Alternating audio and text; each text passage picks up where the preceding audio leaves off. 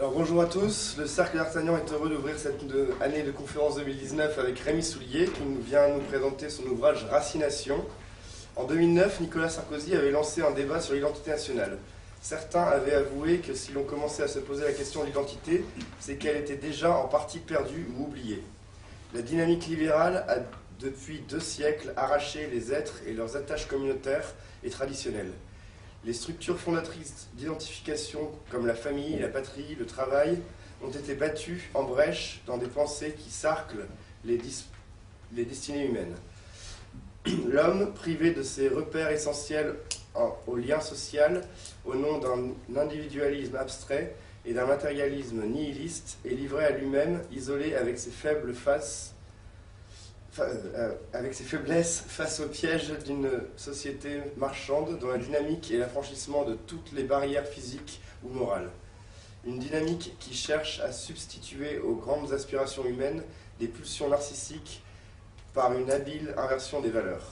La cause profonde d'un mouvement populaire spontané comme celui auquel nous assistons, les Gilets jaunes, qui ne saurait être comparé à un mai 68, est à chercher dans ce malaise de la modernité et dans un besoin de retrouver sens, communion et cohésion. Cependant, il faut se méfier des abstractions, car les débats actuels sur l'identité peuvent être manipulés par un personnel politique qui n'est pas dans la performativité, mais dans le spectacle. L'auteur nous invite à une approche palpable de l'enracinement, que chacun d'entre nous puisse avec profondeur extirper le saint qui a fondé sa paroisse, son terroir, etc. Dans une invitation politique et poétique face à un moment où la fronde résonne dans les rues françaises, c'est une invitation. Pour que cela ne devienne pas point une vaine jacquerie, il faut revenir aux racines. Les livres de l'auteur, ainsi qu'une sélection de livres des éditions Perspective Livres seront à disposition à la sortie. N'hésitez pas à nous soutenir financièrement. Et j'ajouterai que la salle nous est prêtée gratuitement, donc n'hésitez pas à consommer durant la conférence. Nous vous souhaitons une très bonne conférence. Je laisse maintenant la parole à Rémi Soulier. Bien, merci. Alors, c'est un peu gênant pour moi parce que, en quelques mots, vous avez dit l'essentiel. Enfin, je ne vais pas vous répéter, bien sûr, mais il est probable qu'un certain nombre de termes clés qui ont été utilisés à l'instant, bien, je les réutilise moi-même à partir d'un certain nombre de références. Mais pour ce qui est du cœur du propos, je crois que la fidélité avec ce que j'ai écrit et puis ce que j'essaie de penser est tout à fait réelle dans les propos qui viennent d'être tenus. Alors je remercie bien sûr le Cercle d'Artagnan de m'avoir convié à venir parler devant vous de ce livre, de Racination, de la question de l'enracinement, de l'identité, et de ce que j'ai appelé la racination. J'en suis particulièrement heureux, d'abord parce que D'Artagnan est un personnage cher à mon cœur. D'Artagnan est en gascon, je sais bien que l'on est dans le nord, que l'on est dans les Flandres, mais D'Artagnan étant en gascon et appartenant moi-même à l'ère occitane, comme vous l'entendez, l'ère occitane linguistique et l'ère occitane géographique, j'en suis très heureux. Et puis d'un point de vue biographique, si j'ose dire, il se trouve que mon fils prénomme Armand, donc je vois là quelque chose de tout à fait heureux d'être à la fois chez D'Artagnan et chez Armand. Alors vous avez commencé votre propos en disant, à propos de l'identité, vous avez fait référence à ce débat, ou pseudo-débat qu'avait lancé Nicolas Sarkozy autour de l'identité nationale, puisque le ridicule a été poussé même jusqu'à créer un ministère de l'identité nationale. Vous savez, il y a un mot fameux de Monterland, je crois que c'est dans La Reine morte, Monterland dit « quand la chose manque, on y met le mot ». Quand la chose manque, on y met le mot. Peggy, lui, écrit « quand un mot devient à la mode, c'est que la réalité qu'il désigne est bien malade. Quand un mot devient à la mode, c'est que la réalité qu'il désigne est bien malade. » Effectivement, on parle beaucoup d'identité en ce moment, forcément puisqu'elle a disparu. Bon. On parle beaucoup de vivre ensemble, forcément, quelle guignolade, le vivre ensemble a disparu depuis très longtemps. Donc nous sommes pris dans un discours pseudo-politique, parce que je crois que c'est un discours surtout politicien, c'est un discours qui relève largement de ce que d'autres ont appelé la démocratie de marché. Démocratie de marché, c'est-à-dire on va mettre en vente un certain nombre d'opinions sur le marché électoral et on va voir si elles fonctionnent, on va voir s'il y a une clientèle, on va voir si ça prend. Et à cette fin, on va utiliser un certain nombre d'éléments de langage pour vendre donc, sur le marché démocratique un certain nombre de thèmes, comme ça, un certain nombre de mots. et en particulier, c'est ce qui est le plus paradoxal, les mots qui se réfèrent à des réalités qui ont disparu. L'identité, la souveraineté, ce sont des mots qui sont de pur signifié, si j'ose dire, c'est-à-dire qu'ils ne renvoient plus à aucun signifiant réel. Et c'est une des tragédies, évidemment, de notre temps, une des marques de l'imposture de notre temps, que cette idée selon quoi les mots pourraient suppléer à des absences. Alors ça ne nous empêche pas, évidemment, de nous battre, de penser, de discuter, de débattre, d'agir et de se battre. On le voit très bien aujourd'hui avec les Gilets jaunes, on le voit à travers un certain nombre de mouvements identitaires en France, en Europe, qui ont repris le flambeau, qui eux ne le reprennent pas, à mon sens, de manière politicienne, mais qui le reprennent de manière tout à fait approfondie, à partir d'une réflexion, à partir d'un certain nombre d'actions, d'engagements. Et comme tel, je vois dans ces mouvements-là une reviviscence tout à fait positive de l'identité, de la souveraineté, et de ce qui constitue véritablement le vivre ensemble, étant entendu que le vivre ensemble, on n'en a pas à en parler quand on le vit et quand on l'éprouve. Imaginez-vous que dans la France des années 50, simplement, ou des années 60, on puisse parler de vivre ensemble. Ça n'aurait strictement aucun sens. Parce que le vivre ensemble, évidemment, allait de soi. Alors, je vais essayer de vous parler donc plus précisément de trois thèmes, de trois mots, en essayant de les fortifier, bien sûr, par un contenu et par aussi une épreuve, c'est-à-dire une expérience qui m'est personnelle, mais qui est aisément partageable, parce que tous, ne serait-ce que par votre présence, et donc, j'imagine, le climat mental, politique, spirituel qui est le vôtre au Cercle d'Artagnan, que nous avons tous éprouvé, ou que nous éprouvons tous, et une expérience vivante, bien entendu, ça n'a rien à voir avec je ne sais quelle nostalgie, quelle vision muséifiée de l'existence. Mais ces trois mots, donc, se réfèrent, à mon sens, et je vais essayer de les nourrir, bien sûr, à des réalités très, très précises qui constituent autant d'antidotes à ce que vous avez appelé, évidemment, parce que c'est le mot-clé, le nihilisme contemporain. Nous sommes dans une société, dans un monde qui est, et là on dit c'est valable pour la hors de la nation, c'est valable pour l'Europe, c'est valable pour l'ensemble de la planète, à travers ce processus de mondialisation, donc je crois que nous sommes au cœur du nihilisme. Et éventuellement, je pourrais expliquer en quoi il y a véritablement un culte du néant aujourd'hui qui est voué par un certain nombre d'acteurs ou un certain nombre d'engences. Alors je commencerai par le terme d'identité.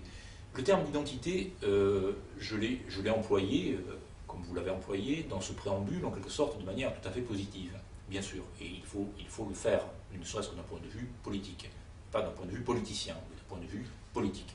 Néanmoins, dans Enracination, c'est un mot que j'ai tendance à opposer au terme d'enracinement et au terme de racination. J'expliquerai pourquoi j'ai choisi le mot de racination plutôt que celui d'enracinement, parce que le mot d'identité me paraît un peu piégé. Il est piégé d'abord parce que c'est un concept. Quand je dis c'est un concept de l'histoire de la philosophie. C'est un principe, le principe d'identité, qui a été élaboré par Aristote. Bon, après tout, comme il y a on connaît tous le cercle d'Aristote, nous pouvons rendre hommage à Aristote, mais le principe d'identité, c'est un principe donc, qui fonde la logique d'Aristote, avec le principe du tiers exclu et le principe de non-contradiction, qui consiste à dire qu'un objet est identique à lui-même. Hein. A est égal à. Ou A n'est pas non A. A est égal à. Lorsque l'on a dit ça, très bien, c'est très utile, c'est précieux, parce que cela nous permet de mener un certain nombre de raisonnements. Nous avons l'outil formel logique pour mener un certain nombre de raisonnements. Par exemple, on peut dire, si je dis que ceci n'est pas un briquet, c'est le principe d'identité qui s'applique. Si je dis ceci est un stylo, c'est également le principe d'identité qui s'applique. Bon. Mais encore, enfin, en quoi y a-t-il, et est-ce, de mon point de vue, est-ce insuffisant? Eh bien, pour une raison, d'abord pour une raison formelle, c'est que précisément il s'agit d'un concept. C'est-à-dire que le concept, à mon sens, est utile dans l'ordre du raisonnement, dans l'ordre de la logique, dans l'ordre de la pensée, mais qu'il est impuissant à saisir la vie, à saisir la puissance de la vie. On peut parler de la vie avec un V majuscule, comme Nietzsche par exemple, ou de la volonté de puissance. On peut parler de l'élan vital avec Bergson, dans le registre de la philosophie. C'est-à-dire que le concept présente la difficulté éventuelle de nous de contraindre le réel à entrer dans une case sémantique et dans une case logique. Or, il me semble que le réel, celui que nous éprouvons, celui que nous vivons, celui sur lequel nous réfléchissons, excède les catégories de la logique, excède les catégories du système, excède les catégories de l'organisation. Peut-être la preuve que l'identité est certes un concept, mais un concept qui en tant que tel ne suffit pas à mobiliser, éventuellement à être performatif, à mobiliser des différents acteurs sur tous les plans, c'est qu'on ne va pas manquer de vous dire, si vous vous affirmez identitaire, et moi je me reconnais tout à fait dans cette mouvance-là, mais on ne va pas s'empêcher de vous dire, mais que mettez-vous dans le concept d'identité?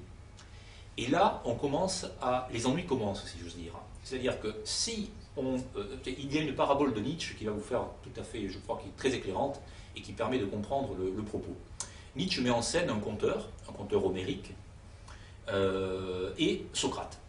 Le conteur homérique est en train de raconter l'histoire d'un mythe, peu importe lequel. Il raconte l'histoire d'un mythe. Il captive son auditoire, et le conteur homérique croit en ce qu'il dit, c'est-à-dire croit en la vérité du mythe, du mythos. Et puis là, il y a le Socrate teigneux, comme dit Nietzsche, le Socrate rachitique, l'ancêtre de Saint Paul, parce qu'il verra dans Saint Paul un Socrate chrétien, voyez, le teigneux, l'avorton, le raisonneur, qui va arriver vers le conteur, il va dire, mais ton histoire de mythe, ça ne tient pas debout, qu'est-ce que tu racontes? Prenons par exemple, je sais pas, prenons l'enlèvement d'Europe par Zeus. C'est l'histoire des dieux, ce sont des élucubrations, qu'est-ce que tu racontes? Un dieu ne peut pas intervenir comme ça dans le monde réel, et puis se transformer pour séduire une princesse qui plus est phénicienne. Et le conteur est un peu interloqué, parce que lui, le mythe, il y croit. Il y croit non pas nécessairement au sens littéral, mais il croit en la vérité que le mythe véhicule.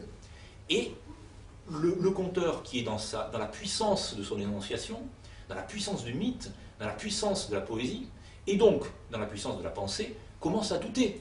Socrate met le ver dans le fruit. Par son raisonnement. Socrate, c'est le principe d'identité. Il a commencé à dire, ah oui, mais comment ça se fait? Enfin, tu vois bien que c'est pas cohérent, et on est obligé on ne peut pas raconter n'importe quoi, le mythe, c'est n'importe quoi. Et la force, et le conteur, peu à peu, c'est la thèse de Nietzsche qui me paraît très forte, le conteur va peu à peu se dégonfler, entre guillemets. Il va peu à peu perdre de sa force et de sa puissance. Il va se mettre à l'écoute de Socrate. Il va dire, ah ben oui, mais finalement, Socrate n'a peut-être pas tort. Cette histoire, il faut que je la recompose. Cette histoire, il faut peut-être que je la remette en question. Et toute l'efficience, toute la puissance du mythe va peu à peu s'effondrer sous le coup du logos. C'est l'opposition canonique en philosophie du mythos et du logos. Moi, je crois en dernière analyse, j'y reviendrai si vous voulez, mais je crois qu'il n'y a pas de contradiction de fond entre le mythos et le logos. Je crois qu'il y a un mythe du logos et il y a un logos mythique. Il ne faut pas opposer la parole mythique du mythos à la parole logique du logos. Elle-même d'ailleurs étant recouverte par un certain nombre de réalités différentes dans l'histoire de la philosophie. Donc le problème de l'identité, c'est qu'on ne va pas manquer de vous dire, mais quand vous parlez d'identité, donc que vous en avez fait un concept, qu'est-ce que vous allez y mettre? Alors, et c'est ce qui s'est passé, mais c'est insignifiant politiciennement, mais c'est ce qui s'est passé avec ce fameux ministère de l'identité nationale, qui était vraiment grotesque. Mais alors, c'est quoi l'identité? Vous allez y mettre quoi dans l'identité? Vous créez un ministère de l'identité nationale, mais c'est quoi? Alors, on va dire, éventuellement, la France est un pays de tradition chrétienne. Ouh là là, on va se récrier immédiatement. On va faire un catalogue. Vous savez, on va dire, ah non, c'est pas un pays de tradition chrétienne, la France est un pays de tradition, autant de tradition de libre pensée, de tradition libérale, de tradition laïque, de tradition révolutionnaire. Ah, d'accord. Bon. Si on raisonne en termes européens, on va faire la même chose. L'Europe est-elle une terre de tradition chrétienne? Ah, non, mais c'est plus compliqué que ça. Certes, il y a l'empreinte catholique, mais il y a aussi l'empreinte protestante. Alors on reste d'accord dans le christianisme, certes, mais avant il y a la Grèce, avant il y a Rome, avant il y a les Celtes, avant il y a les Slaves, avant il y a une vue, disons, polythéiste du monde. Donc la vérité de l'Europe n'est pas chrétienne, mais elle est primitivement païenne. Ouais, mais est-ce qu'on peut passer sur 2000 ans d'empreintes chrétiennes, d'empreintes romaines? Bon, est-ce qu'on ne peut pas tenir à la fois la Rome des Césars et la Rome des papes? Bon, vous voyez ça, je fais mon petit Socrate quand je dis ça, hein, je fais mon rachitique, je fais mon teigneux. Bon. Et donc, effectivement, la discussion, les palabres, si l'on veut, finissent par recouvrir tout discours, toute réalité, et interdire toute action. C'est bien le but de la palabre. Hein. La palabre, c'est Donoso Cortés, qui est un des grands philosophes de la contre-révolution en espagnol, qui méprisait ce qu'il appelait la classe discutante. La classe discutante, c'est la classe bourgeoise. Hein. Bon. Il prenait l'exemple et ça c'est Carl Schmitt qui prenait l'exemple dans la discussion, il prenait l'exemple de la mort du Christ, pour dire à quel point les palabres étaient inutiles. Carl Schmitt ironisant, en disant bon, est-ce qu'on doit mettre à mort Jésus-Christ, et Carl Schmitt dit ben, voilà, il aurait fallu créer une commission pour savoir si il fallait mettre à mort Jésus-Christ ou pas. Bon. Vous voyez, donc ça c'est le règne de la discussion, c'est la classe discutante. Donc si on entre dans ce jeu-là, et c'est le jeu dans lequel nous sommes, hein, c'est le jeu qui se veut en lui-même, qui se définit lui-même comme démocratique, représentatif et libéral. Bon. Mais c'est un jeu qui est parfaitement paralysant. Et en attendant, il y en a d'autres qui, eux, ne sont pas paralysés du tout. Hein. C'est-à-dire que quand vous êtes confronté à des gens qui, eux, ont une identité ferme, qui ne se posent pas du tout la question de leur identité, les choses sont telles que nous les vivons aujourd'hui. Bon. Donc il y a des identités, là encore, que l'on peut affirmer, il y a des identités qui doivent être niées, il y a des identités qui doivent être érodées, dont on doit arrondir les angles. Donc vous voyez, si on se met à parler d'identité, on va immédiatement être confronté à des dialecticiens, à des rhéteurs ou à des sophistes, comme disait Maurras. Il faut bien savoir que dans la classe discutante, les rhéteurs et les sophistes sont les maîtres, véritablement. Les maîtres du discours, ils peuvent justifier n'importe quoi. Ce sont les éléments de langage, les fameux éléments de langage qui sont habituellement diffusés. Donc, petit problème avec l'identité, avec le contenu de l'identité et avec le concept. Autre problème avec la notion d'identité, c'est que, précisément parce que c'est un concept, précisément parce qu'on va vous interroger immédiatement pour savoir ce que vous mettez dans ce concept, l'autre problème, c'est que c'est celui de la fixation. C'est le caractère potentiellement figé du concept. Non pas qu'il faille être mouvant par nature, mais le concept, c'est quelque chose qui va essentialiser une idée, qui va essentialiser un thème. Or, la vie, j'y reviens, est mouvante. La vie est profuse. La vie excède le concept. C'est pourquoi je suis beaucoup plus attaché, dans un premier temps, à ce concept de vie et à ce que la vie a d'irréductible à la conceptualité. C'est-à-dire que c'est ce que l'on éprouve, c'est ce que l'on vit, avec le mythos, avec le logos, et c'est ce qui ne se fige pas dans un temps hors histoire, en quelque sorte, hors histoire, de manière anhistorique. C'est également ce qui est pris dans un temps, et un temps long, mais un temps. Et un temps qui lui-même est en liaison, bien sûr, là aussi je reviendrai si vous le souhaitez, avec l'éternité, avec ce qui est éternel, avec ce qui ne passe pas. Parce que je crois qu'il y a dans l'identité, si on tient absolument à garder le mot, ce à quoi il faut s'accrocher, c'est précisément ce qui est éternel, ce qui perdure, ce qui domine. Donc, j'évacue un peu d'enracination le terme d'identité pour les raisons que je viens de vous donner. En revanche, j'utilise le terme d'enracinement, je vais y venir précisément, et puis le terme de racination, qui donne son nom à l'ouvrage. Alors, juste une petite parenthèse, une petite précision, en ce qui concerne le terme même de racination. C'est un mot de Charles Péguy. C'est un mot qui m'est cher, que j'ai eu en tête avant même d'écrire l'ouvrage, et le titre de l'ouvrage ne pouvait pas, dans mon esprit, ne pas être celui-ci, racination. Péguy emploie le verbe raciner. Barès emploie, sur qui je vais revenir, Barès emploie également le verbe raciner, mais le mot racination, à ma connaissance, je ne l'ai pas trouvé chez Barès, que je reprenne, enfin je ne l'ai pas repris de manière cursive, mais le mot racination se trouve chez Péguy, il ne se trouve pas chez Barès. Le verbe raciner, Péguy l'emploie dans un poème, dans ses poèmes, le mot racination, il l'emploie dans la prose. Quel est l'intérêt de ce mot racination? C'est que c'est un mot de poète d'abord, c'est-à-dire que c'est un néologisme, et comme c'est un mot de poète, c'est un mot qui est porteur de sens d'une manière extraordinairement plus féconde, extraordinairement plus riche, à mon sens, que le mot identité, que le mot qui relève du langage philosophique. J'aime beaucoup la philosophie, j'ai largement une formation de philosophe moi-même, et la philosophie est quelque chose que je place très haut. Je ne suis pas en train de faire de l'anti-philosophie en disant cela, hein. Je dis simplement ce pourquoi ce mot de racination me paraît précieux. C'est un mot de poète, c'est un mot qui fait entendre à la fois, dans racination, vous avez la racine, évidemment, vous avez la nation, évidemment, vous avez la race, évidemment, et vous avez éventuellement la grâce. Si vous avez un peu d'oreille, vous pouvez au moins mettre tous ces mots-là. C'est-à-dire que là, ce n'est plus un concept dans l'identité, je vous ai dit, un stylo est un stylo, A est égal à A. Voilà. Racination, c'est déjà très différent. Vous entendez même une musique, vous êtes dans la vie quand vous utilisez le mot racination. Et vous êtes dans la polysémie. Vous êtes dans la polysémie, donc dans un sens qui est complexe, dans un sens qui est profond. Ça ne signifie pas que l'on y met n'importe quoi, mais cela signifie qu'il est du côté, de mon point de vue, cela signifie qu'il est du côté de la vie, précisément. Je vais employer le mot que je serai amené à employer un peu plus tard, c'est qu'il est du côté de l'organicité, il est du côté de l'organicisme, il est du côté de ce qui est charnel, le mot racination, en faisant entendre tout ça.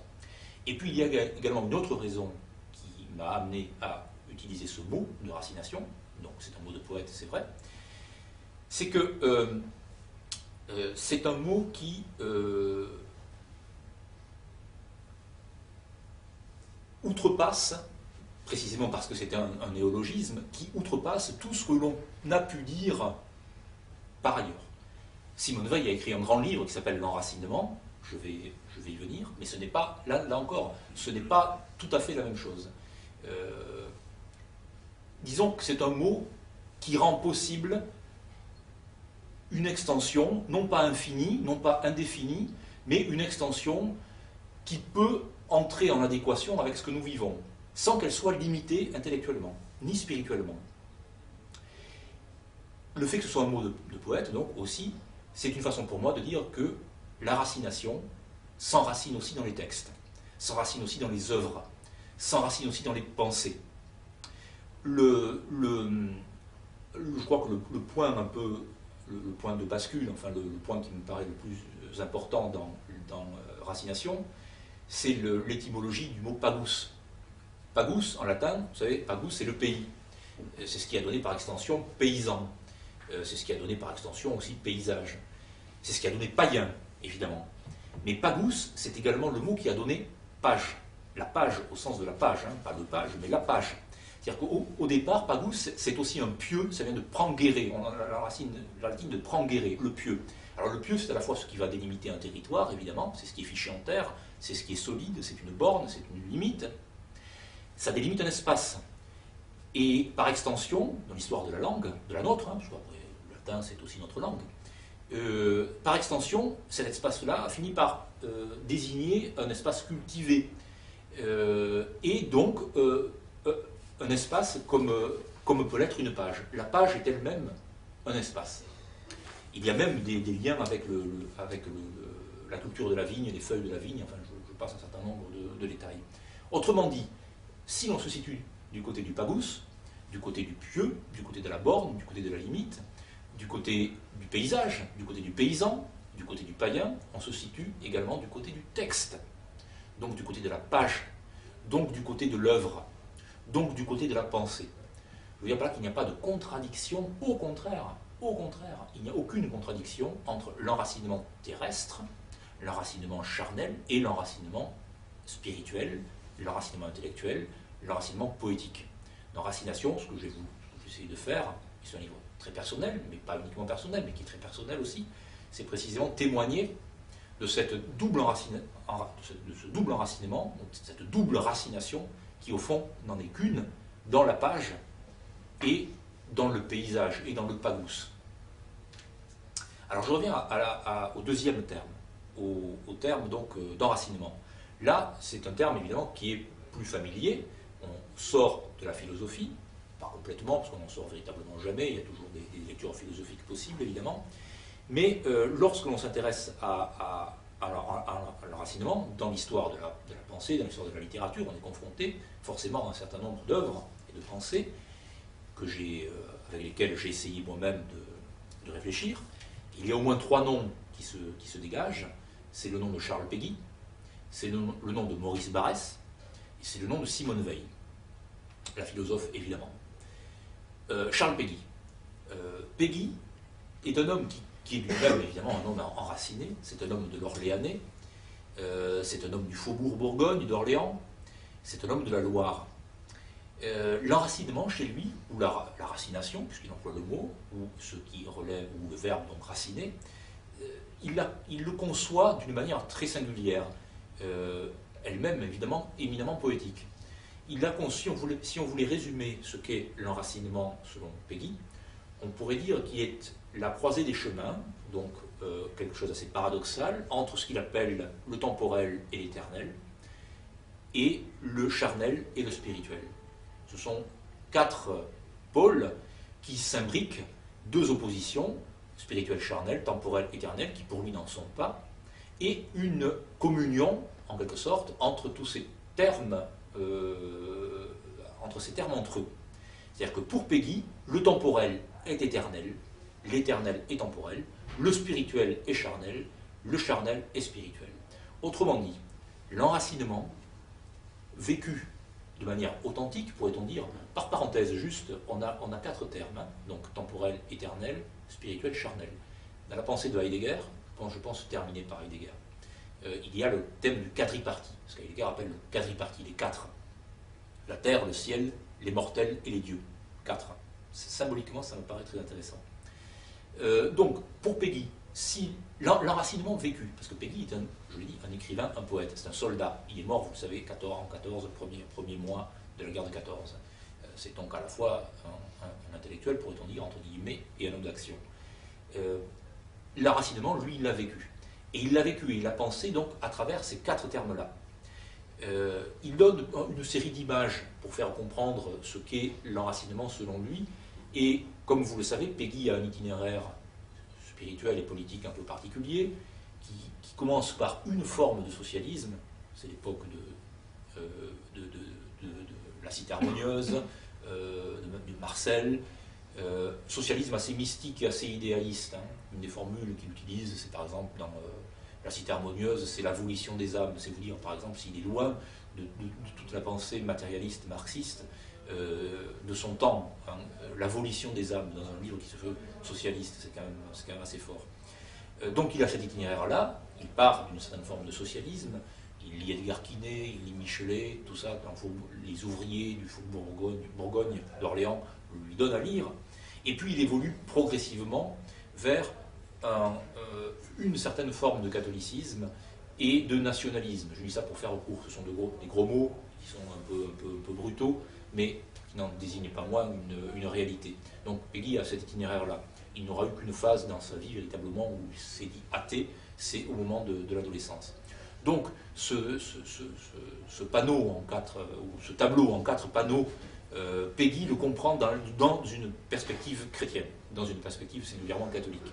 Autrement dit, pour lui, le modèle, si l'on veut, de l'enracinement, c'est la croix qui est bien plantée dans le sol, qui est ouverte verticalement, donc vers les cieux, et puis horizontalement vers les hommes.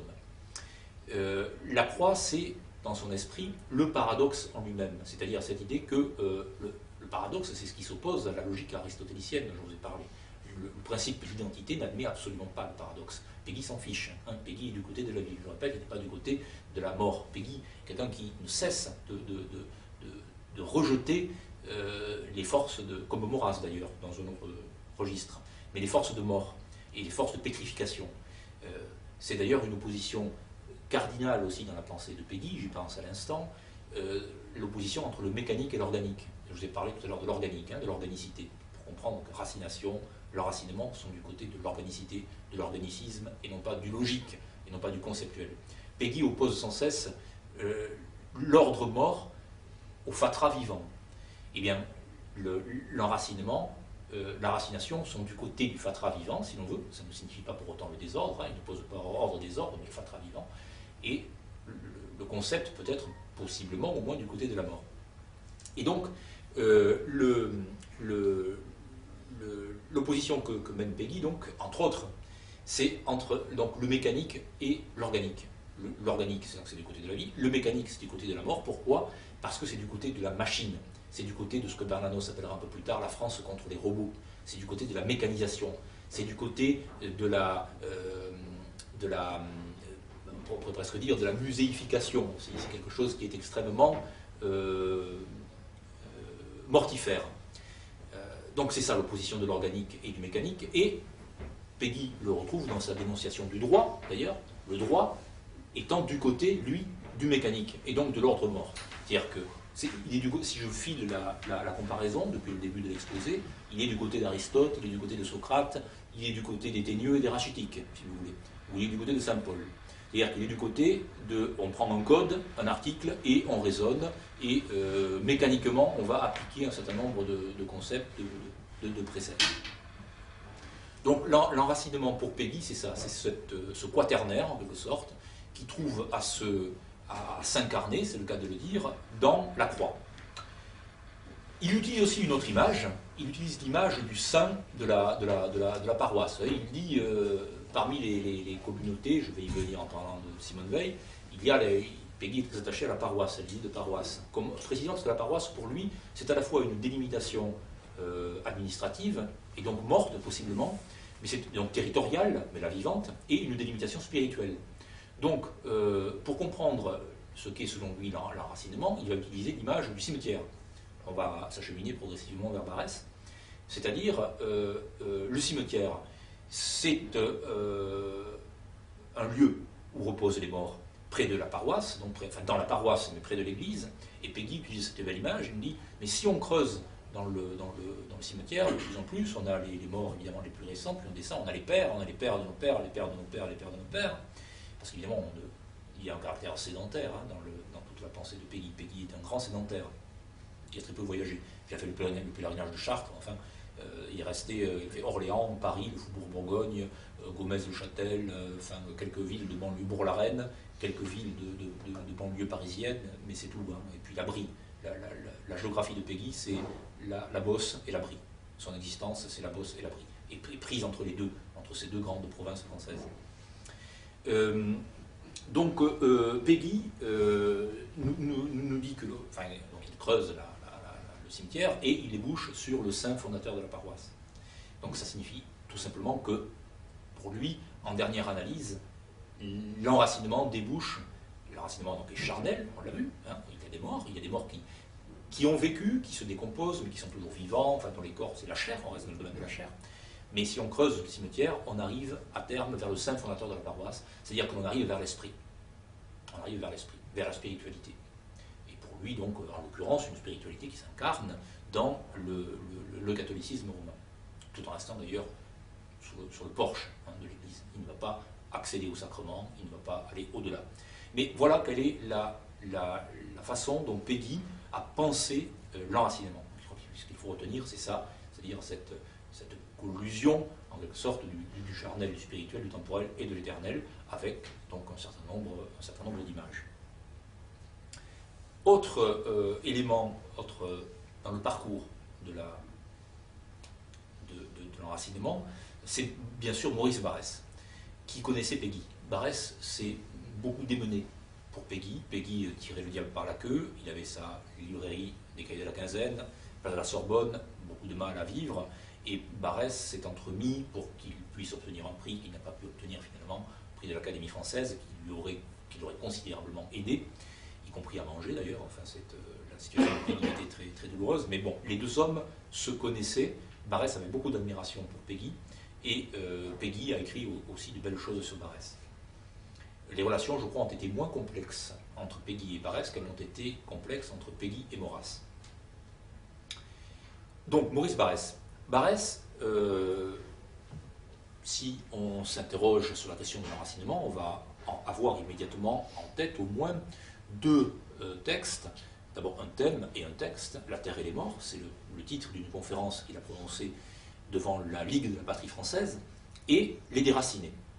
Alors, c'est une étape importante, la pensée barésienne de l'enracinement. Si vous voulez, là encore, pour raisonner de manière très, très schématique, très rapide, dans La Terre et les Morts, ce que nous dit Barrès, et c'est ce qu'il répétera également dans les scènes et doctrines du nationalisme, c'est que être enraciné, cela signifie avoir le sens du relatif. Avoir le sens du relatif, de la relativité. Autrement dit, nous ne vivons pas dans l'absolu, mais nous vivons dans le relatif. Nous sommes d'abord des mortels, je reprends le vocabulaire de Heidegger, c'est pareil, de toute façon c'est la même famille, hein, avec des moyens d'expression différents, mais la famille est exactement la même, la famille intellectuelle, la famille spirituelle. Donc nous sommes inclus dans un temps, dans un espace, etc. Donc nous vivons de la relativité. La relativité, il relève de la piété la plus élémentaire de reconnaître cette relativité. Je nais ici de tel père, de telle mère, de telle famille, de telle race, dira Peggy, plus que Barès pour le mot aussi, enfin Peggy surtout, et ceci m'oblige, en quelque sorte. Hein, comme on dit noblesse oblige, eh bien, on dit en Languedoc raso rasseggio, ça veut dire bon sang, en français on pourrait dire bon sang ne peut mentir. Raso rasseggio, c'est un mot qui est encore plus fort parce qu'on entend, c'est presque un pléonasme si vous voulez. Donc, dans La Terre et les Morts, Barès nous dit nous sommes des hommes du relatif, d'une relativité. Lui, vous savez, son attachement à la Lorraine, je pourrais revenir éventuellement sur l'itinéraire de Barès, mais je me concentre vraiment sur ce qui nous importe dans cette question de l'enracinement. Et c'est très intéressant qu'ils nous disent dans La Terre et les Morts que nous sommes des êtres du relatif, parce que dans les scènes et doctrines du nationalisme, l'une des grandes raisons qui ont fait que Barès s'est déterminé contre les intellectuels, ceux qui s'autoproclamaient les intellectuels, qui se sont baptisés tels que les intellectuels au moment de l'affaire Dreyfus, c'est que justement, il est défini, avec grande raison, comme des logiciens de l'absolu. C'est la définition que donne Barès des intellectuels, des logiciens de l'absolu. Vous voyez le lien avec le début de mon propos. De toute façon, c'était la même trame. Hein. Les logiciens de l'absolu, oui, ce sont des Socrates, ce sont des aristotéliciens, au sens trivial du mot. Ce sont des, si j'emploie le vocabulaire de Nietzsche, mais je ne m'en lasse pas, ce sont des teigneux, ce sont des rachétiques. Et donc ça les rend méchants en plus. En plus, ça les rend méchants. Donc, des logiciens de l'absolu qui résonnent à partir de grandes majuscules, à partir de concepts précisément, comme tout à l'heure l'identité. Voilà. Non, la vie n'est pas comme ça. La vie excède, je l'ai dit et répété, le concept, mais en plus, le concept est impuissant à la saisir, mais en plus, le concept, si vous raisonnez par concept, si vous êtes des idéalistes au fond, bien vous allez droit à la catastrophe. Parce que vous allez déclencher, au nom d'une logique de l'absolu, vous allez déclencher ensuite, parce que les hommes ne sont pas des dieux, ne sont pas un peuple de dieux. Rousseau nous dit que la démocratie est possible, mais avec un peuple de dieux. Il se trouve que nous ne sommes pas des dieux, nous sommes des mortels. Donc vous allez déclencher, si vous raisonnez de manière abstraite, si vous raisonnez en termes absolus, vous allez déclencher des catastrophes. Et ces catastrophes-là seront incommensurablement pires que l'injustice dont vous pensez avec bonne foi qu'il faut lutter là contre. Bon. Donc les logiciens de l'absolu. La Terre et les Morts, c'est essentiellement ça. C'est un texte assez bref, hein. C'est un texte assez court, oui. Et puis, évidemment, pour Barès, il y a la Lorraine. D'ailleurs, la pensée ça je tiens aussi à le signaler, La Terre et les Morts, on fait souvent, on se trompe quand on parle de Barès, je crois, quand il est lu, parce qu'aujourd'hui, évidemment, il fait partie des proscrits, hein, il est sur la liste noire depuis longtemps. C'est pour ça qu'il faut le lire, entre autres. Découvrir un type sur la liste noire, de toute façon, il vaut mieux y aller.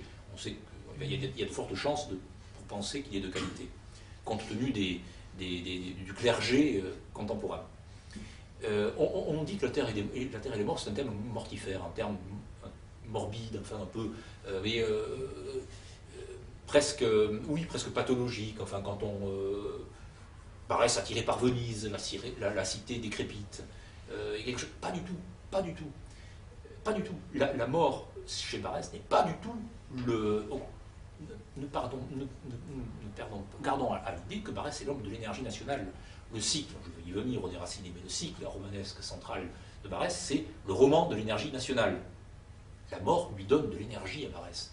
Parce qu'il sait très bien qu'il n'y a pas de mort sans vie, de vie sans mort. On est toujours dans la vie avec un V majuscule, dans la puissance. Hein. Il ne faut pas l'oublier.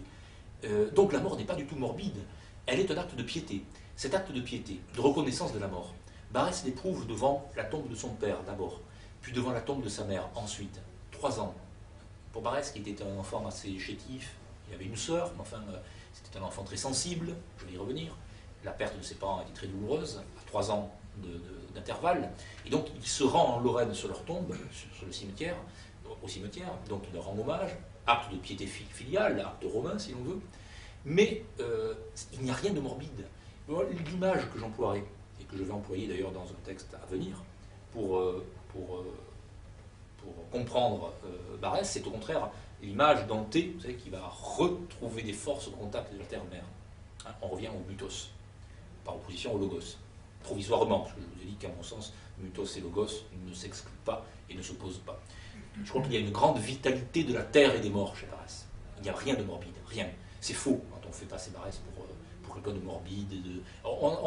Ils nous ont fait le coup aussi avec Maurras, disant que Maurras est tourmenté par la mort. Non, enfin, il y a une hantise de la mort chez Maurras, oui, mais parce qu'on ne meurt pas, comme dit Maurras. C'est l'anecdote, un de ses amis, un de ses jeunes amis de l'Action française qui meurt en 14-18, on vient lui apprendre la mort de cet homme-là, à Maurras.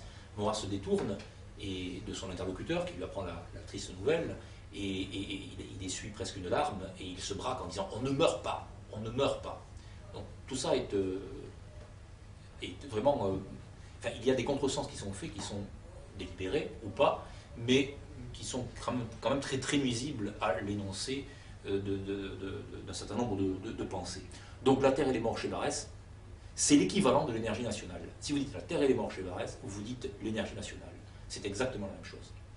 J'en viens aux déracinés. Les déracinés, j'en parle dans Racination, c'est aussi un des moments, de même que je parle de la colline inspirée, je pourrais en parler éventuellement.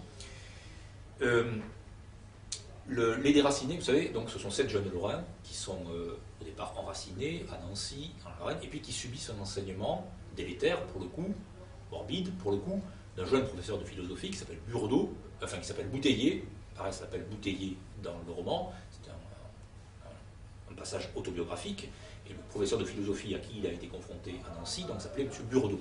C'est un type très brillant, qui avait beaucoup de qualités intellectuelles, qui était très respecté, mais qui enseigne à ses élèves donc là, une certaine pensée kantienne.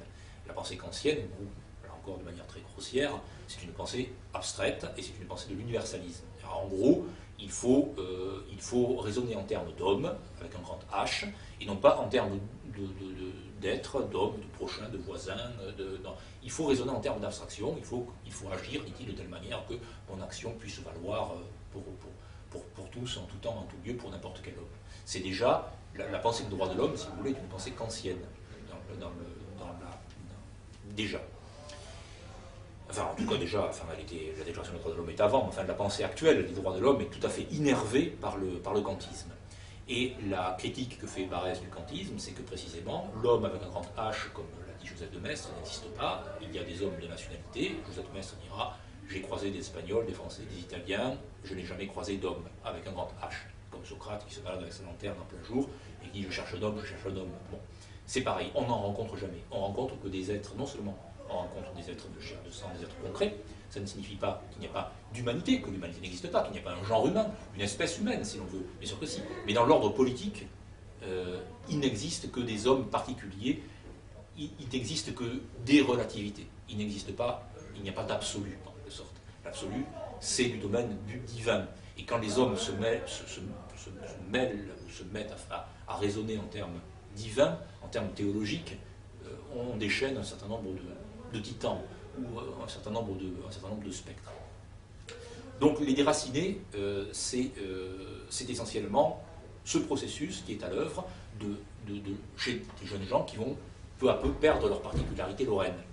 Et Burdeau-Bouteiller finira chez Carr, dans leur figure, 3e volume du cycle du roman de l'énergie nationale. Donc cet homme qui est un moraliste, comme tous ceux qui font de la morale aujourd'hui, finira chez Carr au moment du scandale de Panama, c'est-à-dire qu'il a touché l'argent, c'est un corrompu. Et Barrès établit évidemment un lien très fort entre ceux qui vous prêchent une morale universelle, valable en tout temps et en tout lieu, et qui par ailleurs sont les premiers des corrompus. D'ailleurs, il nous rappelle que, en plus, dans sa jeunesse, il avait dénoncé le fils du concierge du collège pour un chapardage banal. Donc il avait été un délateur. Bon. Ça n'empêche pas de faire de la morale et de faire la morale la plus universaliste, ou pseudo-universaliste qui soit. Donc les déracinés, c'est essentiellement ça.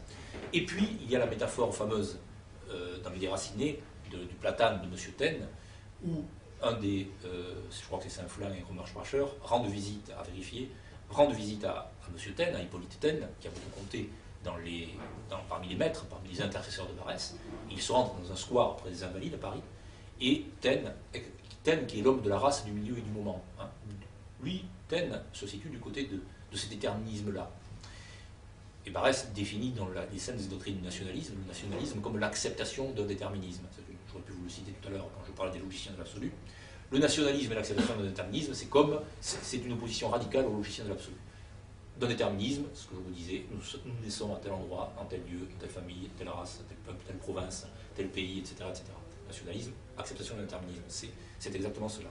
Donc, M. Taine présente le Platane à ces deux jeunes Lorrains, et il fait l'éloge de l'enracinement à travers ce passage très connu du Platane de M. Taine, disant, voilà comment est la vie arborescente, c'est-à-dire comment on a à la fois un tout, mais un tout organique et vivant, qui meurt, qui vit, qui décroît, qui ressuscite, enfin c'est le cycle évidemment de la nature, mais voilà ce qu'est la vie. Et le Platane lui-même n'est pas réductible à un concept. Alors je me suis amusé dans le livre à comparer, mais je ne vais pas y revenir, je me suis amusé à comparer dans le livre 3 épisodes arboricoles en quelque sorte, le Platane de M. Taine, donc dans la déracinée de Barrès, la querelle du peuplier de Charles Maurras. J'en dis quand même un mot, parce qu'on est toujours bien sûr dans cette question de l'enracinement, hein, bien sûr. Lorsque Barrès a publié les déracinés, Gide, qui avait l'habitude de faire le malin, a écrit un texte fameux dans lequel il dit à Barrès, né d'un père normand et d'une mère usétienne, où voulez-vous, monsieur Barrès, que je m'enracine? Et Maurras, qui a été plus piqué que Barrès par la question de Gide, a répondu dans un très beau texte qui s'appelle L'élection de sépulture. Tout ceci a donné naissance donc à une querelle qui s'appelle la querelle du peuplier, parce qu'il y a eu Gide, Maurras, Barrès, ils ont été plusieurs à s'y mettre. Mais dans la querelle du peuplier, Maurras répond à Barrès en disant « Monsieur Gide, vous êtes donné d'un père normand, d'une mère usétienne, vous vous demandez où vous devez et où vous pouvez vous enraciner. » Et Maurras retourne la formule et dit « Monsieur Gide, où voulez-vous reposer?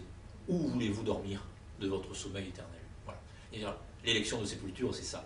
Là, si vous nous dites peut-être à quel endroit vous voulez reposer, c'est peut-être aussi un moyen de voir, de ne pas faire le Socrate. Et Gide disant ça, c'est du pur Socrate. Quand je vous racontez l'anecdote du conteur homérique et du Socrate qui arrive derrière en disant « Mais ce que tu dis, hein, Gide a voulu faire le Socrate, c'est celui qui fait le malin, si vous voulez. » Le socratique. Et Peggy détestait ceux qui font les malins. C'est les intellectuels qui font les malins. C'est les logiciens de l'absolu qui font les malins. Et il y en a plein. C'est le règne et volin des logiciens de l'absolu. Ils font les malins. Mais ils ne comprennent rien du tout. Ils sont armés d'un certain nombre de concepts, en effet. Ils maîtrisent une certaine forme de dialectique, mais comme les sophistes et les rhéteurs. C'est-à-dire que c'est zéro. Intellectuellement, c'est zéro. Donc, le logicien de l'absolu, là, ne va pas manquer de dire, effectivement, voilà, de faire son petit Gide. Et par parenthèse, puisqu'on est dans ce climat, Aragon, Louis Aragon, qui était un grand lecteur de Barrès, un grand admirateur de Barrès, disait « De Barrès à Gide, l'homme ne monte pas, il descend. » De Barrès à Gide, l'homme ne monte pas, il descend. C'est Aragon qui dit ça. C'est assez amusant, c'est assez intéressant. Donc, voilà, toujours très grossièrement, je reviendrai de cas échéant sur des points si vous le souhaitez. Et puis, troisième terme, Simone Weil, l'enracinement. Alors, il faudrait vérifier, je ne l'ai pas fait. Le terme lui-même, l'enracinement, n'a pas été donné à son livre par Simone Weil elle-même, mais par Albert Camus, qui a eu en main le manuscrit. Et c'est un terme évidemment tout à fait heureux d'avoir choisi ce mot-là. L'enracinement, chez Simone Weil, c'est d'abord, dit-elle, un besoin de l'âme. Vous voyez qu'on ne perd jamais ce que les hommes du logos sont séparés. Les hommes de l'enracinement, de l'organicité, vont le réunir. Comme c'est uni dans la vie, comme c'est réuni dans la vie. Donc l'enracinement est un besoin de l'âme. C'est-à-dire que nous avons besoin, pour croître, pour grandir, pour nous développer, pour mourir aussi, à terme, nous avons besoin d'être partie prenante. Quand je dis nous avons besoin, l'âme, notre esprit lui-même a besoin, pour être partie prenante de la vie, pour rester en vie, de ce sens très vif de l'incarnation et de l'appartenance. Et c'est si vrai que Simone Weil conçoit l'enracinement à travers Platon, à travers la pensée de Platon, et à partir de ce qu'on appelle en grec le métaxou, c'est-à-dire ce qui est intermédiaire. Il y a chez Simone Weil toute une réflexion sur la nécessité des communautés intermédiaires. Ça aussi, c'est un élément important de la pensée de l'enracinement. C'est-à-dire qu'il n'y a pas d'un côté l'individu et l'État, par exemple, ça c'est ce que l'on vit actuellement, hein, en gros. L'individu, la monade, la particule élémentaire, face à l'État, et face à un État d'ailleurs qui lui-même ne signifie un peu pas plus grand-chose, un État européen, plutôt les banques, disons, la banque, la plutocratie. Donc l'individu face à cette quintessence de l'abstraction qu'est l'argent, moyen d'échange universel. Il n'y a pas plus abstrait que l'argent. Donc l'enracinement, c'est du côté du concret. Donc ces communautés intermédiaires, c'est quoi? Eh bien, c'est la famille, le premier chef, c'est le métier, la corporation, on trouve ça chez Maurras, bien entendu, c'est la province dans laquelle on vit, c'est un certain nombre d'appartenances qui sont autant de médiations, c'est ça le métaxou, hein, ce sont des médiations qu'il y a entre les hommes entre eux, qui contribuent à constituer des communautés politiques. Je n'entends pas le terme communauté au sens moderne, parce que là encore c'est un autre discours, enfin, c'est une autre réalité, mais des communautés politiques. La notion de communauté politique étant d'ailleurs très ancienne, hein, c'est la distinction que fait Ferdinand Tönnies entre la communauté et la société. C'est-à-dire que la communauté est du côté de ce qui est charnel et organique, alors que la société est du côté de ce qui est contractuel, du côté de ce qui est volontaire.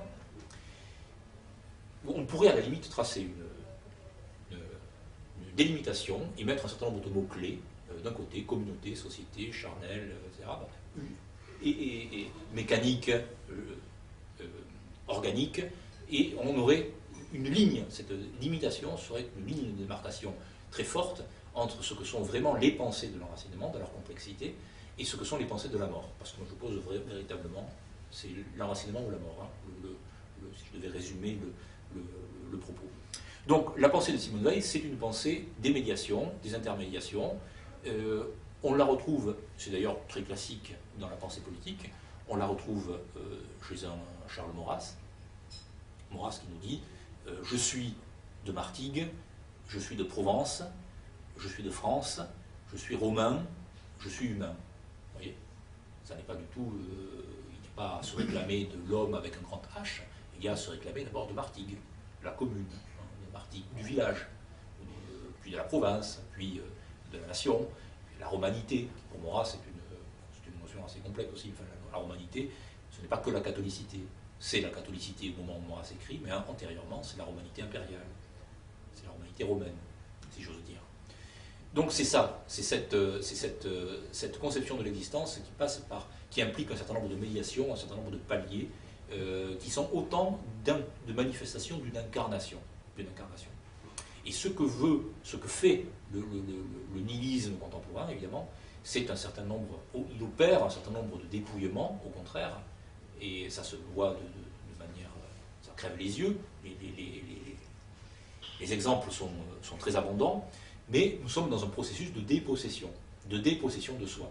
Dépossession de soi, mais dépossession concrète. On va vous enlever votre langue, y compris ça c'est déjà fait, hein, les langues, je veux dire les langues provinciales, on va vous les enlever. On va vous enlever même votre langue, même la langue que nous parlons tous, là, le français. On va la remplacer par un basic English, enfin, que sais-je. C'est déjà fait, c'est déjà en route, c'est déjà en cours. On va promouvoir, pourquoi pas, une espèce d'espéranto globish, hein, pour accompagner le processus de mondialisation. Et au terme de quoi, qu'est-ce que nous aurons? Eh bien, nous aurons la France, nous aurons des robots. On pense au titre de Bernanos, la France contre les robots, c'est-à-dire que nous aurons du mécanique et nous aurons donc de la mort. Voilà. Et nous aurons du juridique. Ça, le juridique, on en a déjà. Comment échapper au juridique aujourd'hui? C'est à peu près impossible. C'est ce qui va de pair d'ailleurs avec la judiciarisation également de la société. Tout ceci est très lié, c'est très cohérent,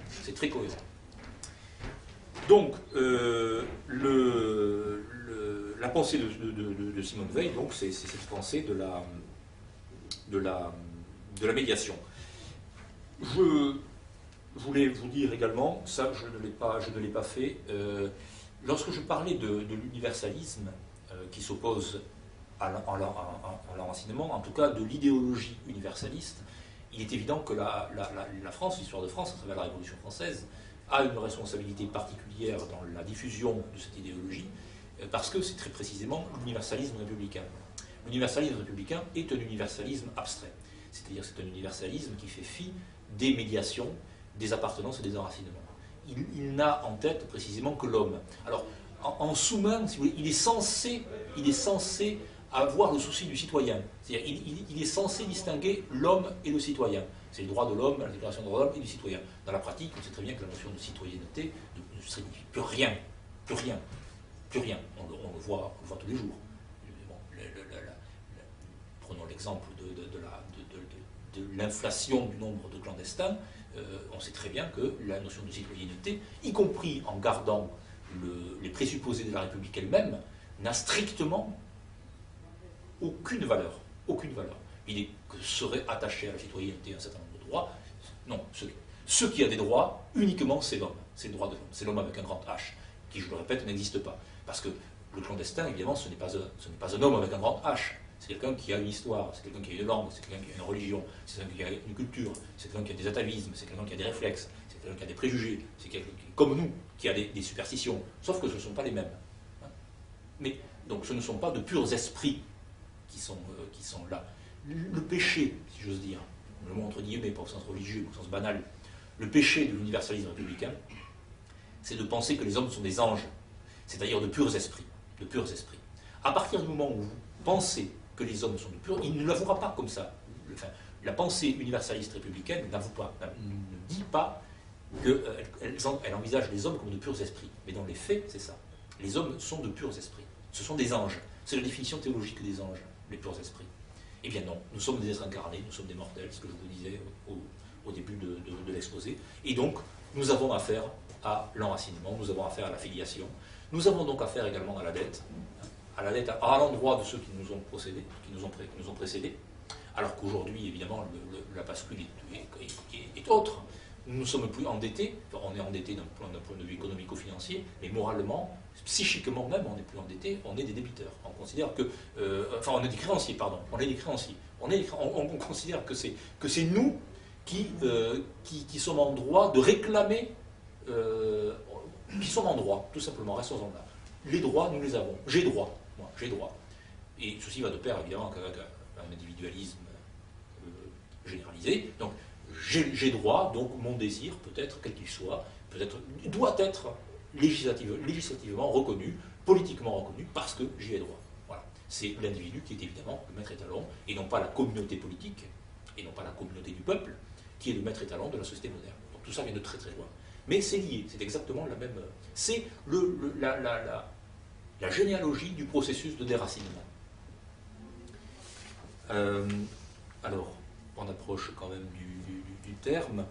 Je passe sur un certain... Alors, écoutez, je passe sur un certain nombre de considérations. Et puis, je termine quand même par Heidegger, parce que je crois que c'est le penseur.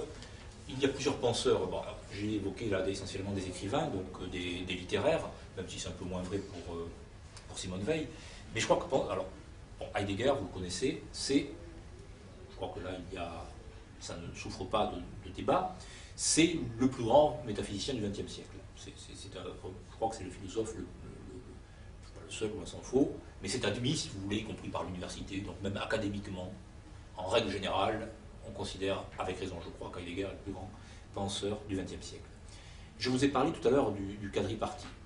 Donc de la manière la plus juste, selon lui, d'habiter la Terre, d'habiter le monde.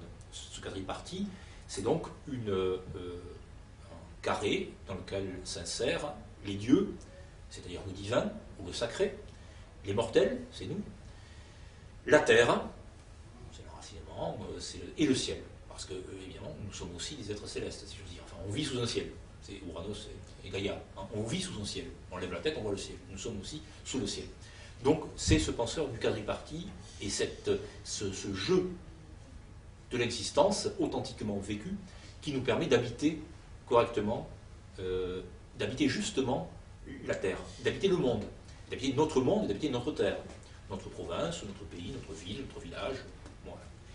Et il y a un texte très beau de Heidegger qui s'appelle Habiter, construire, penser, je crois. Habiter, penser, c'est sûr, construire, je ne sais plus.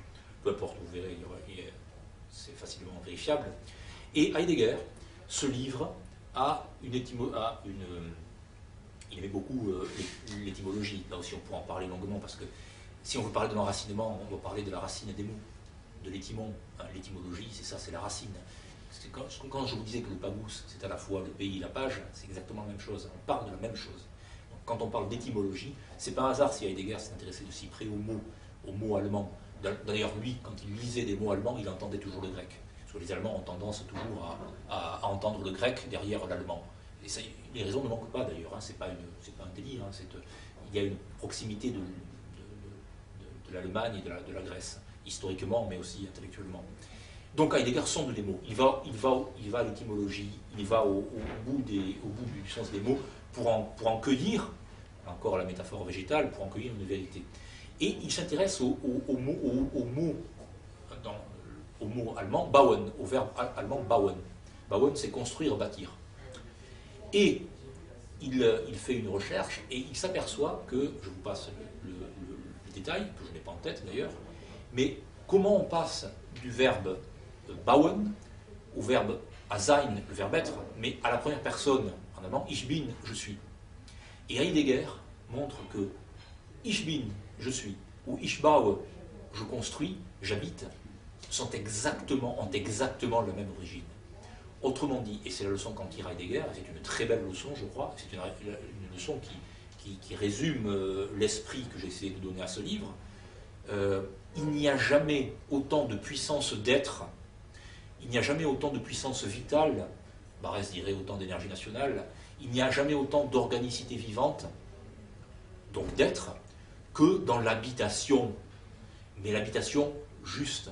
L'habitation, ça implique la sédentarité. Même si vous êtes un voyageur, Barès a été ô combien un voyageur. C'est pas le problème, l'alternative n'est pas bon, Peggy a été sédentaire, je vous l'ai dit.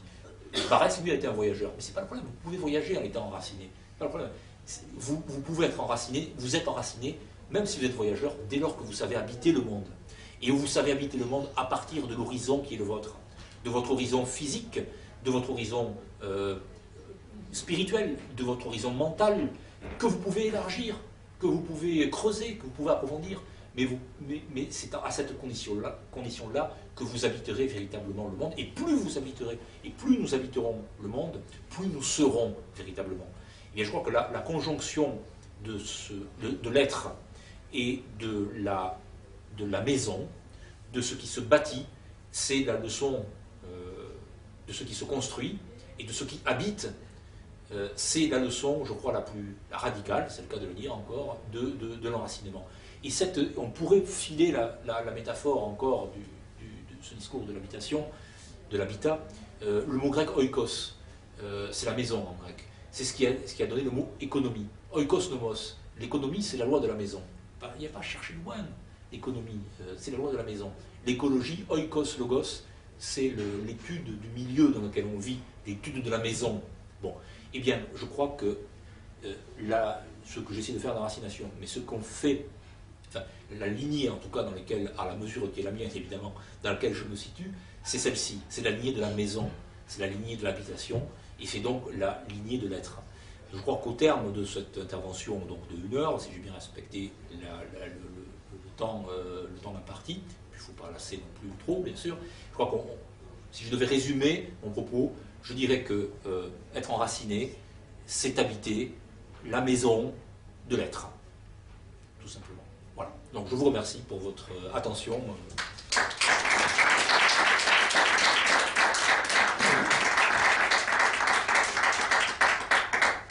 Il y a des questions? J'en ai une, en fait. Au niveau de la République, l'homme, je ne pense pas que la République représente l'homme comme les anges, elle représente l'homme comme un de potentiellement politique et marchand, en fait. Oui.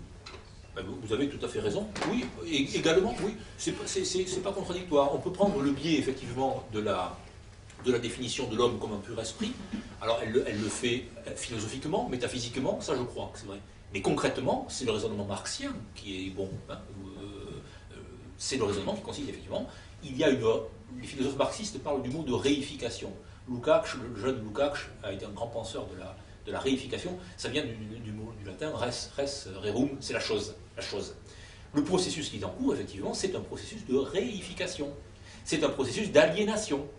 Mais évidemment, bien sûr, c'est ce que Renaud Camus aujourd'hui appelle la matière humaine indifférenciée, la MHI. C'est l'homme reproductible, c'est l'homme unidimensionnel, c'est l'homme remplaçable. C'est cette idée, en effet, donc, vous n'avez aucune particularité. Vous n'avez pas de particularité. Il y en a qui en ont des particularités, mais nous, on est sommés de ne pas en avoir. Surtout pas. Et parce que si on fait pointer une particularité, c'est vite... bon. Donc, il n'y a que de purs esprits, mais effectivement, on en a besoin pourquoi en même temps?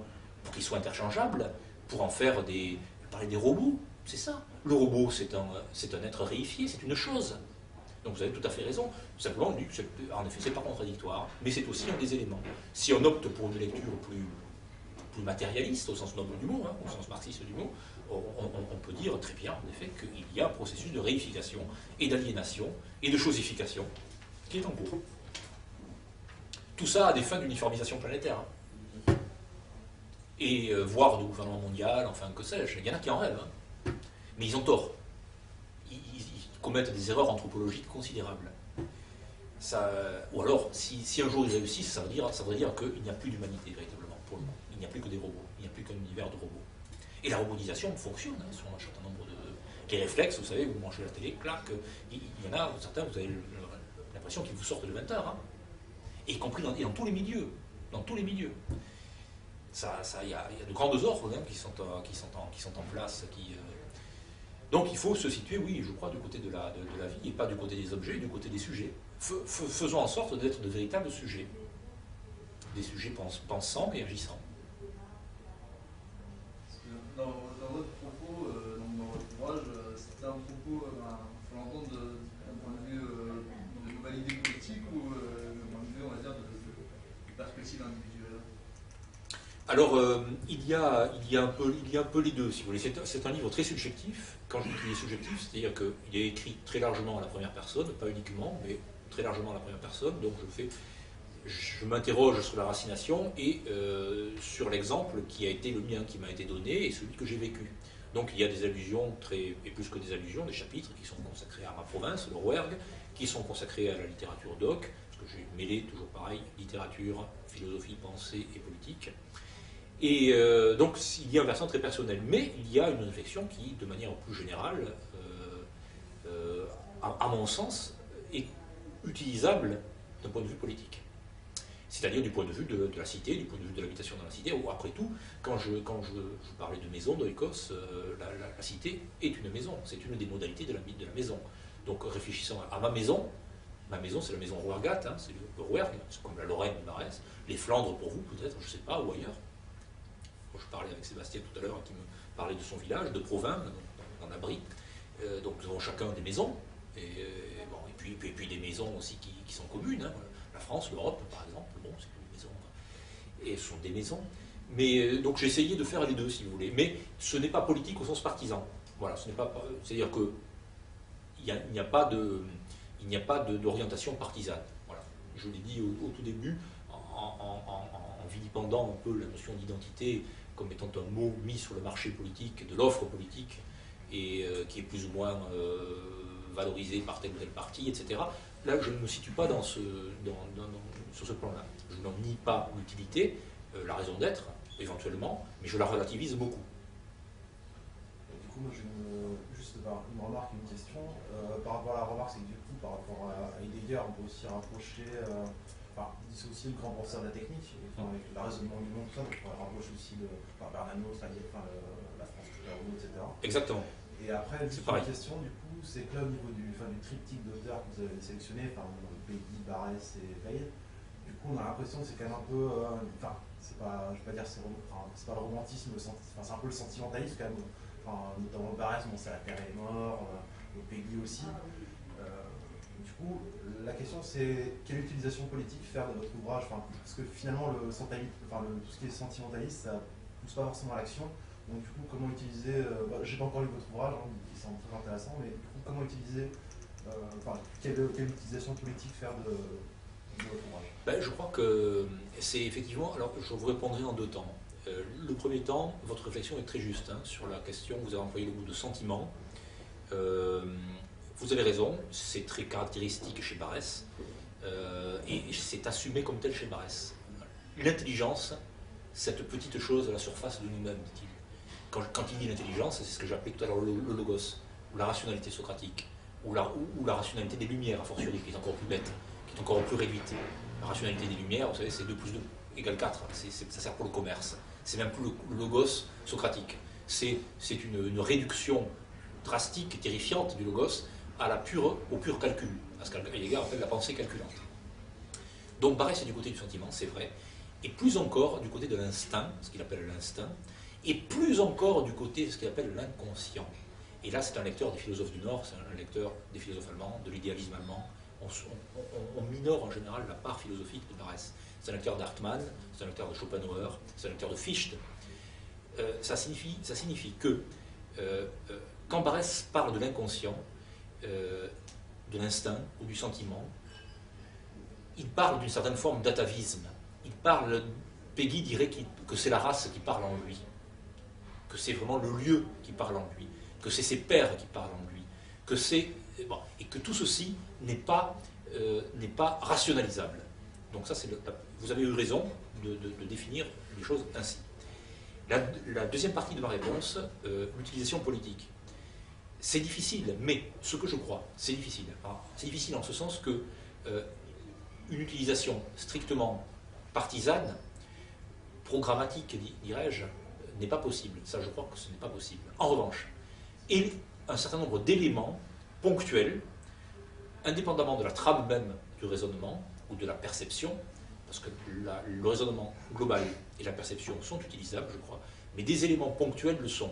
C'est-à-dire que, politiquement, on peut très bien, à partir de racignation, mais ça demanderait un travail de décantation, mais on pourrait très bien dire, par exemple, de manière concrète, que la pensée du localisme, aujourd'hui, la pensée, pour être très concret, des circuits courts, producteurs, consommateurs, sans intermédiaire, ou avec moins d'intermédiaires possible, sur une même unité de lieu. La pensée éventuellement même écologique, c'est-à-dire la pensée de la maison, à nouveau. Tout ceci, ce sont autant d'éléments, je crois, qui sont utilisables politiquement, mais à condition de les décanter, c'est vrai, à condition peut-être de les extraire du contexte global de l'ouvrage, mais je crois que, mais ça dépend, c'est un travail individuel, c'est-à-dire, enfin individuel collectif, possiblement, mais ce n'est qu'un lecteur individuel d'abord qui peut se confronter au texte, précisément parce que le texte est très individuel aussi, pas uniquement, mais il l'est aussi. Donc c'est une rencontre qui commence à deux. Et ensuite, évidemment, s'il y a des lectures communes, s'il y a plusieurs lectures, on peut se mettre ensemble et voir comment procéder. Mais je crois que c'est le seul moyen. Moi j'ai une question à poser. Est-ce que finalement, l'enracinement, c'est pas une condition pour atteindre l'universalisme? Enfin, l'universalisme, par là j'entends l'universalisme au sens vrai du terme, mais pas l'universalisme au sens abstrait, conscient. Oui. Si, je crois que l'universalisme, alors il y a plusieurs universalismes, et l'universalité, ce sont des mots qui sont, là aussi, si on commence à faire son petit Socrate, qui sont très, très complexes, hein, qui sont difficiles. Donc aujourd'hui, effectivement, la modernité, appelons-la comme ça pour aller vite, la modernité vit métaphysiquement sur l'universalisme abstrait. Ce que j'ai défini donc comme un homme est un homme est un homme est un homme, donc le pur esprit, indépendamment des attaches. Tout ça vient de loin, les Lumières ont été un moment clé là-dessus. Il faut se détacher des appartenances, des superstitions, des traditions, des coutumes, des usages, etc. Donc elle résonne de la sorte. Mais qu'est-ce que c'est cet universalisme abstrait? Je vous le dis, c'est du vent. C'est du vent. C'est l'autre nom qui permet de définir le nihilisme, je crois. C'est le néant. C'est le néant. Vous mettez un signe égal, parfait, de mon point de vue, entre universalisme abstrait et néant. Mais il y a un universel concret. Cet universel concret, on ne le prend si on ne se paie pas de mots, mais les rhéteurs et les sophistes ne font que ça, ils se paient de mots, qui est aussi en espèce souvent très urgente aussi, parce que ça rapporte, mais il se paie de mots. Si on ne veut pas se payer de mots, effectivement, on partira on raisonnera de manière hiérarchique, de manière ordonnée, de ce qui est le plus proche à ce qui est le plus lointain. C'est ce que je dis tout à l'heure en citant Maurras, etc. Donc, en effet, on ne gagne l'universel concret que par une série d'incarnations particulières. Voilà. Ça nous garde de toute espèce de vision idéologique. Et de vision, enfin, on peut faire un usage idéologique après de cette vision-là, bien sûr. Mais au moins, on vit concrètement. On vit concrètement. Ensuite, l'universel concret, c'est quoi? Eh bien, c'est difficile à déterminer. Vous avez un universel concret dans ce qu'on pourrait appeler l'espèce humaine, ou le genre humain. Ça ne signifie pas qu'il n'y ait pas de différences ethno-culturelles. Aujourd'hui, elles sont niées. C'est interdit de penser, de parler de ces différences. Bien sûr que si, il y a des différences ethno-culturelles. Mais c'est à partir de la reconnaissance de ces différences ethno-culturelles que vous pouvez penser cet universel concret qu'est le genre humain ou l'espèce humaine. Au niveau matérialiste brut, au niveau biologique, on peut dire qu'il y a une espèce humaine. Bon, voilà, il y a des caractéristiques, voilà, on peut déterminer. On peut déterminer aussi les différentes composantes ethno-culturelles de cette espèce. On peut le faire. Ça s'est fait, ça se fait parfois. Seulement aujourd'hui, c'est de l'ordre véritablement, uniquement de la génétique, par exemple. Bon. Et les généticiens disent, bon, c'est notre domaine, qu'il n'y ait surtout pas d'incursion dans le domaine politique, etc., etc. Bon, soit. Et puis, il y a aussi, peut-être, mais ça dépend des perspectives de chacun. Alors, il y a des perspectives qui relèvent d'un certain universalisme concret, mais qui sont problématiques. Par exemple, le catholicisme se pense lui-même, catholicos, c'est ce qui est universel. L'Église catholique romaine se pense, mais elle est romaine, mais elle se pense comme étant l'universel elle-même. Le christianisme catholique romain se pense comme une des modalités de l'universalité. Mais à ce compte-là, il y en a d'autres. Les Chinois se pensent comme l'empire du milieu, comme occupant une position centrale. Le Japon se pense comme le pays du soleil levant. Donc là aussi, une vision en quelque sorte polaire. Alors il y a peut-être un moyen de... Moi c'est ce qui m'intéresse, mais ce que je vous dis là est quand même assez subjectif. Mais il y a peut-être une forme d'universalité concrète à chercher du côté de la pensée dite traditionnaliste ou traditionniste. C'est-à-dire que, mais là je m'exprime vraiment de manière très subjective, du côté de la pensée de Guénon, du côté de la pensée d'Evola, du côté de la pensée de Kumaraswamy, de Schuon, d'un certain nombre de disciples de Guénon, à travers l'étude des mythes et à travers l'étude de Mircea Eliade également, à travers l'étude des mythes, à travers l'étude des grands textes fondateurs poétiques, on peut peut-être aussi tendre vers une forme d'universalité concrète. Voilà, c'est une piste. C'est une piste d'ailleurs que je me propose d'explorer dans un prochain livre. Mais sur si on veut gagner un véritable universalisme, oui, on passera forcément par des particularismes concrets et incarnés. Sinon on ment. Si on pense que l'homme, on ment. Qui parle d'homme ment, à mon avis. Je me souviens plus qui disait ça. Je ne sais pas si c'est Julien Freund, Carl Schmitt ou Proudhon. Non, c'est Proudhon. Qui dit humanité veut tromper. Qui dit humanité veut tromper. À vérifier, mais je crois que c'est vraiment Proudhon. Très intéressant. Mais je crois que Proudhon a raison. Qui dit humanité veut tromper.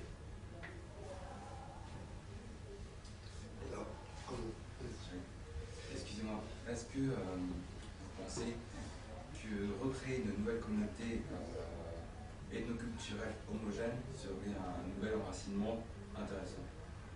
Évidemment, oui, bien sûr. Bien sûr. Le problème, c'est un problème politique, c'est de le faire, bien sûr. Mais je crois qu'il n'y a pas d'issue. Où il y a un réveil des peuples, il y a des mouvements en ce moment, hein, il y a des changements. Ce que l'on appelle les populismes en Europe, le mouvement des Gilets jaunes, tous ces mouvements-là tendent à se rappeler au bon souvenir de ceux qui ont tout bradé, hein, de ceux qui ont tout déraciné. Donc je crois effectivement qu'il y a, dans un processus de réappropriation de soi, une issue politique possible. Maintenant, est-elle réalisable? Est-elle faisable? Est-elle un horizon possible? Ça, bon, vraiment, je ne sais pas. Il est possible que nous avons été tellement loin dans le déracinement, nous avons été tellement loin dans le nihilisme, que par un simple retour de balancier, comme il s'en fait très souvent dans l'histoire de l'humanité, on en revienne de manière naturelle, pas nécessairement violente, mais d'une manière naturelle, vers ses limites. C'est-à-dire qu'une pensée des limites, et pas de l'illimité, l'open society, hein, la société ouverte, qui est une horreur, eh bien, il est possible que les excès même de l'open society, dont les peuples ne veulent pas, c'est une évidence, entraînent un certain nombre de basculements et de retours vers des sociétés, je ne dis pas du tout des sociétés fermées, je ne dis pas des sociétés claquemurées, je ne dis pas des sociétés qui seraient des casernes ou des couvents, je dis une société de limite, une société limitée. La communauté, ce n'est jamais qu'une société limitée.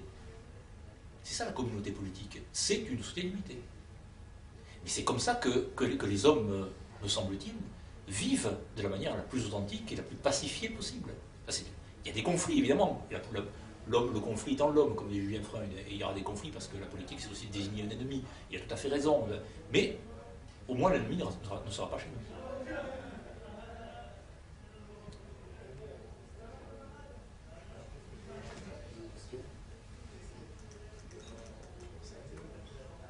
Merci. Merci à vous.